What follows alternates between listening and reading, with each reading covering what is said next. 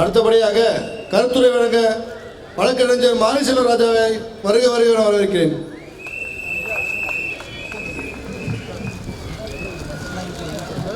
அகர முதல எழுத்தெல்லாம் ஆதி பகவான் முதற்றே உலகு என்ற முதல் திருக்குறளை நமக்கு கொடுத்த ஐயா திருவள்ளுவர் அவர்களுக்கும், அநீதி, அராஜகம், தில்லுமுள்ளு இவையெல்லாம் திமுக முதற்றே உலகு என்ற 1331வது திருக்குறளை இந்த உலகத்திற்கு அளித்த நவீன திருவள்ளுவர் நமது தளபதி அவர்களுக்கும், போற்றுதலுக்குரிய பொதுச் செயலாளர் அவர்களுக்கும், எங்களது மாவட்ட செயலாளர் அண்ணன் பாபு அவர்களுக்கும், இந்த தொகுதியின் வெற்றி வேட்பாளர் அண்ணன் என்எம் சுகுமார் அவர்களுக்கும், எங்களது ஒன்றிய செயலாளர் அண்ணன் விமல் சார் அவர்களுக்கும்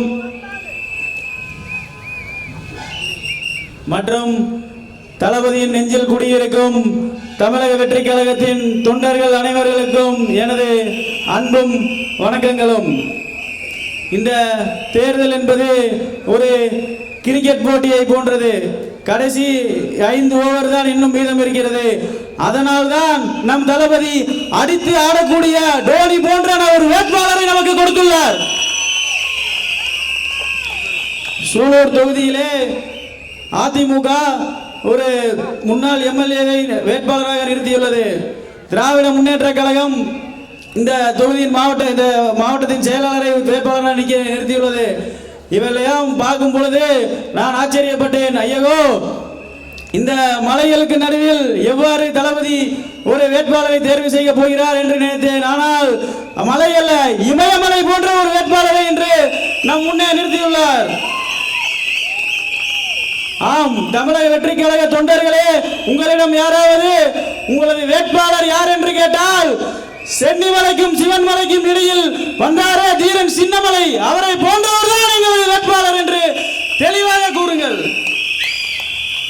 ஆம், இவர் ஒன்றும் சாதாரண பின்புலத்தில் இருந்து வரவில்லை, ஒரு மிகப்பெரிய ஒரு வரலாற்று பின்புலத்தில் இருந்து வந்தவர் என்பதை இந்த இடத்திலே நான் தெரிவித்துக் கொள்ள விரும்புகிறேன். ஆம், நமது கொள்கை தலைவர் தந்தை பெரியார் அவர்களின் இங்கே சூலூர் அழைத்து வந்த பெருமை எங்களது வெற்றி வேட்பாளர் அவர்களின் கொள்ளு தாத்தாவிற்கே சாரும்.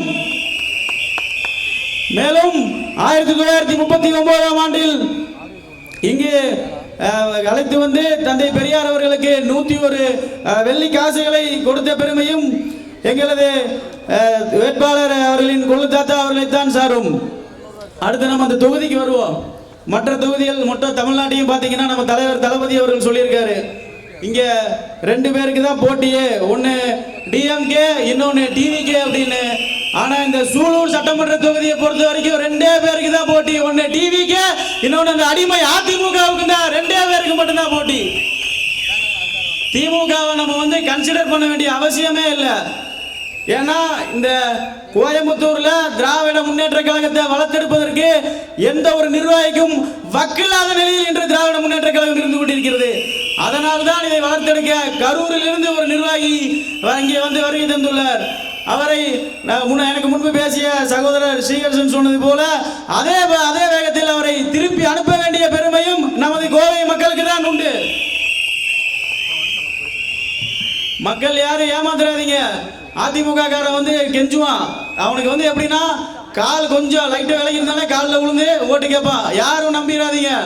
எனக்கு இந்த இடத்துல நமது வெற்றி வேட்பாளர் வருங்கால சட்டமன்ற உறுப்பினர்கிட்ட ஒரே ஒரு சின்ன கோரிக்கை மட்டும் ஒன்று இருக்குன்னா, எப்படி பெரியார் அவர்கள் பெண்ணடிமைக்கு எதிராக குரல் கொடுத்தாரோ அதுபோல சட்டமன்றத்தில் இந்த அதிமுக அடிமைத்தனத்திற்கு எதிராக குரல் கொடுக்க வேண்டும் என்பதை நான் கோரிக்கையாக வைத்துக் கொள்கிறேன். அந்த கோரிக்கையை அண்ணன் சட்டமன்றத்தில் பேசுவார் என மிகவும் நம்புகிறேன்.